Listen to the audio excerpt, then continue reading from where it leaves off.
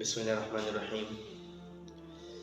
اکثر لوگوں کی طرف سے ایک سوال پوچھا جاتا ہے کہ کیا دعا تقدیر کو بدلتی ہے، کیونکہ نبی علیہ السلام کی حدیث ہے کہ دعا تقدیر کو بدل دیتی ہے۔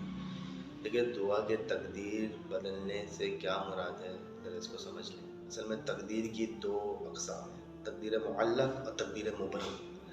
تقدیر معلق وہ ہے جس میں اللہ پاک نے فرشتوں کو کچھ صحیفے دیے ہوتے ہیں اور ان صحیفوں میں صورتیں لکھی ہوئی ہوتی ہیں کہ ایسا بھی ہو سکتا ہے اور ایسا بھی ہو سکتا ہے۔ فار ایگزامپل کہ ایک شخص کے آفس جانے کے دو راستے ہیں، اللہ پاک نے لکھا ہوا ہے کہ اگر اس راستے سے جائے گا تو خیر و عافیت سے پہنچ جائے گا، اس راستے سے جائے گا تو ایکسیڈنٹ ہو جائے گا، نقصان ہوگا۔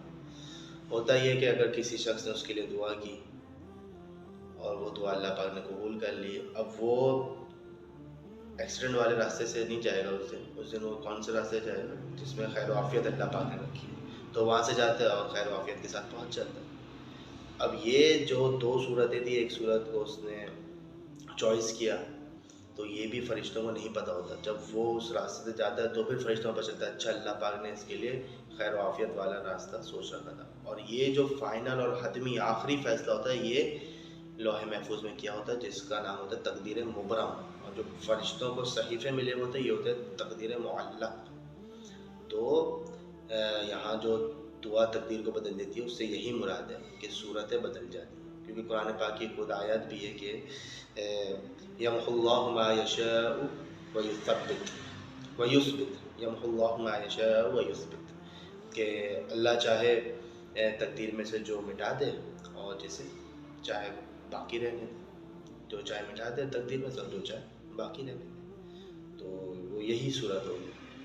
تو تقدیر دعا تقدیر کو بدلتی ہے تو اس کا مطلب ہے تقدیر معلق میں تبدیل ہے، لیکن تقدیر مبرم جو لکھی ہے وہ وہی لکھی ہے۔ لیکن یہ بھی اللہ پاک کے علم میں ہوتا ہے کہ کوئی شخص یا وہ خود اپنے لیے دعا کرے گا، وہ دعا میں قبول کر لوں گا اور پھر یہ خیر و عافیت والے راستے پہ پہنچ جائے گا اور اپنی منزل پہ عافیت کے ساتھ پہنچ جائے گا۔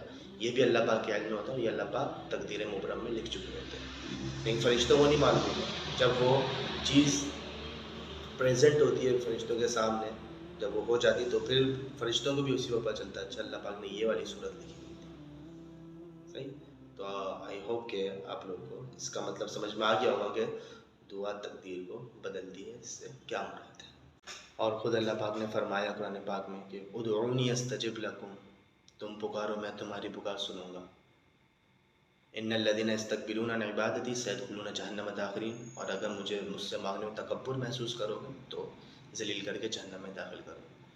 تو ہمیں اللہ پاک سے مانگتے رہنا چاہیے، اور جو ہمیں حکم ملا ہے ہم جو ہے وہ اللہ کی مخلوق، اللہ نے ہمیں تخلیق کیا ہے اور اپنی عبادات کے لیے تخلیق کیا۔ اللہ پاک نے فرمایا کہ وما خلقت الجن والانس الا لیعبدون، میں نے جنات اور انسان کو اپنی عبادت کے لیے پیدا کیا، تو ہمیں بس اللہ کی عبادت کرنی چاہیے، اللہ پاک سے مانگنا چاہیے۔ تو اس چیز کو بھی ذرا دھیان میں رکھیں، اللہ پاک سے دل کھول کے ہمیں مانگنا چاہیے اور اس مانگنے کو اپنے لیے فخر سمجھنا چاہیے۔ باقی جو دعا تقدیر کو بدلتی ہے نہیں بدلتی اس کا زیادہ نہ سوچیں، بدلتی بھی ہے، کون سی بدلتی ہے وہ میں نے آپ کو کلیئر کر دیا، لیکن مانگنے کا حکم بھی اس چیز کو بھی یاد رکھیں کہ قرآن پاک میں ہمیں حکم ملا ہے کہ اللہ پاک سے مانگو، زیادہ سے زیادہ مانگو۔ حدیثوں سے ہمیں پتہ چلتا ہے کہ اللہ پاک سے مانگنا چاہیے، تو اللہ پاک سے مانگنے کی عادت ڈالیں۔